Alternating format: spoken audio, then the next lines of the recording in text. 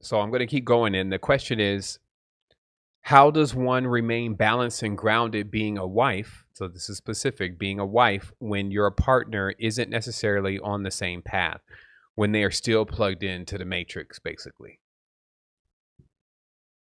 That's that's a that's a real question, and um, what I often do with my wife and what I encourage other, partners and people that are working together to do is read together. You have to let's get a book. It don't necessarily have to be a deep spiritual book. Just get into the habit of reading together. And what that does is she or he may not be conscious in one area, but be highly conscious in another area. And when you learn to read together, it allows both of you to come to, like, when I read this is a conclusion that I came to. You get a chance to explore each other's perspective and why a person comes to the conclusion that they may go to, and then allow that person to introduce a book, and then you introduce a book. And that, what it does is, it's not a thing where I'm forcing my partner into my way of thinking, but more so we get a chance to explore each other's, internal worlds, internal perspectives, external perspectives, and then challenge each other by thinking a little deeper, thinking a little, let's explore something esoteric. Let's explore something, let's go deeper. And when we did that with certain couples, and even with my own family, with my wife, I found that was a lot more helpful, because it was for me and her to explore that we understand things differently. I come from the north, she's from the south. The way we see the world may be different, but when we get a chance to take one sentence and explore it together, both of us are able to now digest that and come to each other's conclusion. I realized, like, wow, she may not be high in this space, but she's surpassed me in this area. And that's what I need for my development, for my growth. So I would say, instead of looking at a person like that person's conscious, this person's not conscious, what is that person's strength? How do we identify that person's strength? Exhort that, take it out.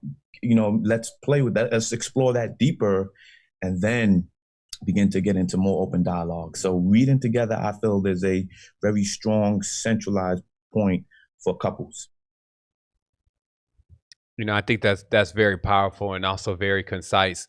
In fact, I would urge all the key makers to know we actually all don't have to answer a question, especially if it gets so clear, and then maybe we fog it up a little bit for a person's mind if they have to think about too much. But because I believe that a lot of times, especially in relationships, sometimes when you're asking that question, you just want to hear from the person and leave them. To be honest, it's like, so what should I do about this relationship? And they just want to tell me I should leave them so I can already know what I wanted to do anyway, right? And that's really what they're asking, because 9 times out of 10, if you're asking about a person, they're still in your life, and maybe you have an issue with them, there's some reason why you can't leave them. Maybe there's some children, maybe there's a financial situation, something is happening that's actually keeping you there. So that's kind of common sense. So since you are not deciding to leave, our brother Life, what he's saying is that now you're agreeing to stay. So you need to find some real terms here of why you're back in. You're really seeing now why you want to be with this person. So if you're going to be there, you're going to hate them all the time, and it's not going to work, but you can't leave. You have no solution. So coming back in again and actually saying, okay, well, what is it that? Where's your strength? Where's your strength? Where my weakness, or where are my weaknesses? Because that's how we fit in together. And also remembering to remind yourself that if you have someone that is just like you, you're not going to like them either. Some of us believe that we want somebody that does the same thing as us. Actually, you're gonna not like them more. They're gonna be challenging you, telling you how to do it better than what you're doing. They're gonna be all in your lane. Everything is gonna be going on like that. Contrary to, you may think that that's gonna be somebody that complements what you do. Oh, I want somebody that wants to be, saving the world with me. And then you end up with somebody that says, "Hey, the world's fine the way it is." Why would that be? And it's because the yin has to match with the yang. And then when you look, you'll see so many areas where this being is nourishing you, and then after that it's about working on that communication.